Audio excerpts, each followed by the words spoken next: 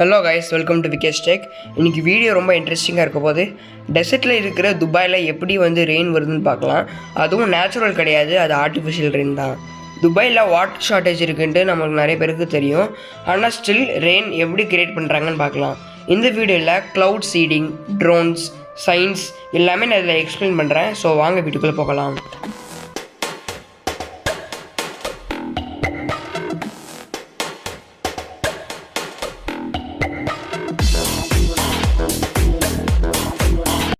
Dubai இருக்கிற இடம் ஒரு டெசர்ட் ஏரியா, நம்ம எல்லாத்துக்குமே தெரியும்.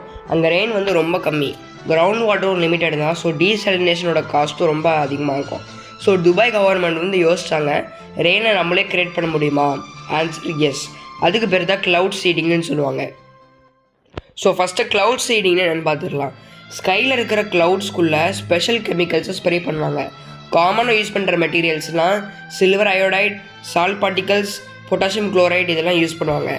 இதெல்லாம் க்ளவுட்ஸ்குள்ளே போனால் வாட்டர் ட்ராப்லெட்ஸ் ஹெவியாகி ரெயின்ஃபால் ஆகும். பட் ரிமெம்பர், க்ளவுட் இருந்தால் தான் இந்த ரெயின் க்ரியேட் பண்ண முடியும். க்ளவுட் இல்லைன்னா இது இம்பாசிபிள்.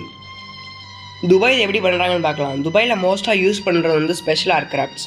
இந்த பிளேன்ஸ்லாம் ஸ்கைக்கு போகும், சூட்டபிள் க்ளவுட்ஸ் ஐடென்டிஃபை பண்ணோம், கெமிக்கல் ஸ்ப்ரே பண்ணோம், அதுக்கப்புறம் க்ளவுட் ட்ராப்லெட்ஸ் ஜாயின் ஆகி ரெயின் ஸ்டார்ட் ஆகும்.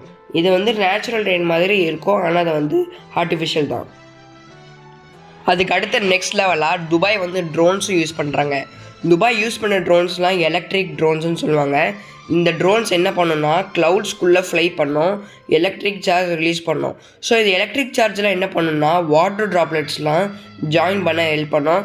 ஸோ இந்த கெமிக்கல்ஸ் யூஸ் பண்ணும்போது ரெயின் க்ரியேட் பண்ண முடியும். இது ஈகோ ஃப்ரெண்ட்லி, பொல்யூஷனும் இல்லை, என்ன கெமிக்கல் யூஸ் பண்ணுறதுல அதுமாதிரி மோர் அக்யூரேட் கூட. நிறைய பேருக்கு ஒரு டவுட் இருக்கும், இந்த ஆர்டிஃபிஷியல் ரெயினில் டேஞ்சரஸாக இல்லை சேஃபாக? ஆன்சர் மோஸ்ட்லி சேஃப் தான். துபாய் கவர்மெண்ட்டை ஸ்ட்ரிக்ட் ரூல்ஸ் ஃபாலோ பண்ணுறாங்க. அவங்க யூஸ் பண்ணுற மெட்டீரியல்ஸ்லாம் லோ குவான்டிட்டியில் இருக்கணும். அந்த கெமிக்கல்ஸ்லாம் ஓவர் யூஸ்னால கிளைமேட் அஃபெக்ட் ஆகலாம், நேச்சுரல் வெதர் பேலன்ஸ் டிஸ்டர்ப் ஆகலாம்.